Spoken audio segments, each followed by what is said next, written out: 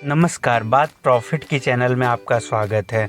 आज हम बात करेंगे भारत इलेक्ट्रॉनिक्स लिमिटेड के बारे में, यानी BEL कंपनी के बारे में। तो क्यों ऐसा रिकमेंड किया जा रहा है कि बजट से पहले इस कंपनी को पकड़ो, क्योंकि ये जो शेयर प्राइस है यहाँ से बहुत ज़्यादा अप जाता हुआ नज़र आ सकता है। और कंपनी के हर उस एक पॉइंट पे डिस्कस करने की कोशिश करेंगे जो इस बात को जस्टिफाई करें कि क्या अगर यहाँ पे हम निवेश करते हैं तो क्या यहाँ से हमारा पैसा दोगुना तिगुना तक हो सकता है। तो वीडियो हो सकता है थोड़ी सी लंबी हो जाए, लेकिन अगर 7-8 मिनट का इन्वेस्टमेंट अगर हम यहाँ पे करते हैं तो उससे अगर हम इस पॉइंट्स पर पहुंच पाते हैं, उस जस्टिफिकेशन पर पहुंच पाते हैं जहां से हम ये डिसाइड कर सकें कि ये शेयर हमारे निवेश के लिए अच्छा है, तो ये जो 7-8 मिनट का हमारा वीडियो देखने में जो टाइम लॉस होएगा उससे वो हमारे लिए काफ़ी बेनिफिशियल होगा। और हाँ, लास्ट में हम उस खास पॉइंट की बात करेंगे जिससे हम शॉर्ट टर्म में कंपनी अच्छा प्रॉफिट जनरेट करने वाली है, इस चीज़ को जान पाएँ। तो चलिए वीडियो को फटाफट शुरू करते हैं। भारत इलेक्ट्रॉनिक कंपनी की स्थापना 1954 में हुई थी और ये कंपनी मेनली डिफेंस सेक्टर में जो इलेक्ट्रॉनिक इंस्ट्रूमेंट यूज किए जाते हैं उनके सप्लाई का काम करती है। कंपनी मल्टी प्रोडक्ट यानी कई सारे प्रोडक्ट बनाती है जो डिफेंस सेक्टर के छोटे से लेके बड़े चीज़ों में इस्तेमाल किया जाता है। और मल्टी टेक्नोलॉजी मतलब कंपनी बेसिक से लेके बड़ी टेक्नोलॉजी पे भी काम करती हुई नज़र आती है। और कंपनी इसके साथ साथ रडार, मिसाइल आदि सिस्टम्स पे भी बहुत ज़्यादा वर्क कर रही है। इसके साथ ही कंपनी ने इजराइल एरोस्पेस इंडस्ट्री के साथ एक MOU साइन किया, जिससे कंपनी जो स्ट्रेटजिक वेपन्स होते हैं, कुछ खास तरीके के वेपन्स जो पहले बाहर से मंगवाने होते थे, वो अब डोमेस्टिक प्रोडक्शन उसका किया जा सके। इसलिए कंपनी ने इजराइल एरोस्पेस इंडस्ट्री के साथ कांटेक्ट किया और उनके साथ मिल के कंपनी इंडिया में ही ये चीज़ें प्रोड्यूस कर रही है, जिससे जो हमारा इन्वेस्टमेंट होता था बाहर से सामान को मंगवाने में, वो अभी बचत हो रहा है और कंपनी को इसका फ़ायदा मिल रहा है। इसके साथ ही कंपनी लिथियम आयन बैटरी के क्षेत्र में भी काम कर रही है। और जैसा कि हम सभी जानते हैं कि आने वाले समय में जितने भी बैटरी से रिलेटेड जो भी चीज़ें बनेंगी उसमें लिथियम का कितना ज़्यादा उपयोग होने वाला है। और इसके साथ साथ कंपनी रिन्यूएबल एनर्जी के सेक्टर में भी काम कर रही है। एक ख़ास बात निकल के आती है, जो इसरो है उसने इस कंपनी को BEL को शॉर्टलिस्ट किया है मल्टी जंक्शन सोलर सेल्स बनाने के लिए, जो ऑर्बिट्स में यूज किए जाते हैं, जो इसरो सैटेलाइट वगैरह लॉन्च करती है। तो धीरे धीरे ये चीज़ें क्लियर हो रही हैं कि कंपनी का बेहतर वर्क है और जिससे आने वाले समय में कंपनी बेहतर परफॉर्मेंस और इसके शेयर प्राइस में भी अच्छा उछाल देखने को मिलने वाला है।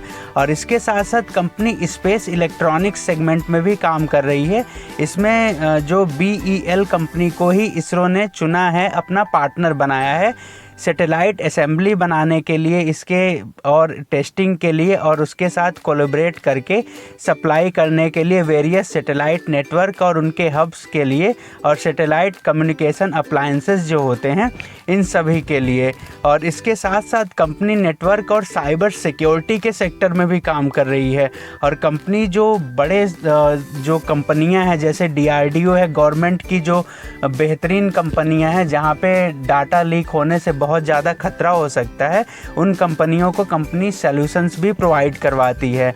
और इसके साथ साथ कंपनी रेलवे और मेट्रो सेगमेंट में भी काम कर रही है, जो रेलवे के लिए और मेट्रो के लिए जितने भी जो बेसिक्स इलेक्ट्रॉनिक्स इंस्ट्रूमेंट्स होते हैं उसकी सप्लाई के लिए। और इसके साथ साथ एक बड़ा सेगमेंट निकल के आता है कंपनी का, हिंदुस्तान एरोनॉटिक लिमिटेड के साथ कंपनी का करार हो रखा है। और ये करार इसलिए हुआ है क्योंकि ये दोनों कंपनियां मिलके जो सेमीकंडक्टर चिप फैक्ट्री बनाना चाहती हैं। और आने वाले समय में जैसा कि हम सभी जान रहे हैं सेमीकंडक्टर चिप्स की कितनी ज़्यादा रिक्वायरमेंट होने वाली है, और इसके लिए अभी तक इंडिया जो है बाहर के देशों पे ही डिपेंडेंट था। कंपनी के रेवेन्यू का 90% हिस्सा अपने सामानों को सेल करके आता है और 10% हिस्सा अन्य सोर्सेस से आता है।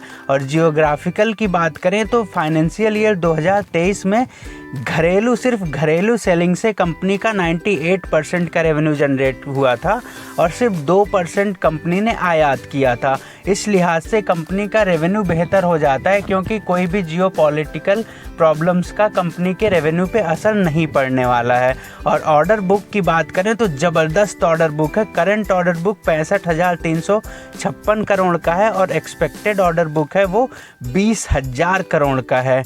तो इस लिहाज से कंपनी का जो ऑर्डर बुक है वो बहुत ही बड़ा हो जाता है कंपनी के मार्केट कैप के हिसाब से। और कंपनी का मार्केट कैप 1,35,742 करोड़ का है और इस समय करंट प्राइस 186 का चल रहा है।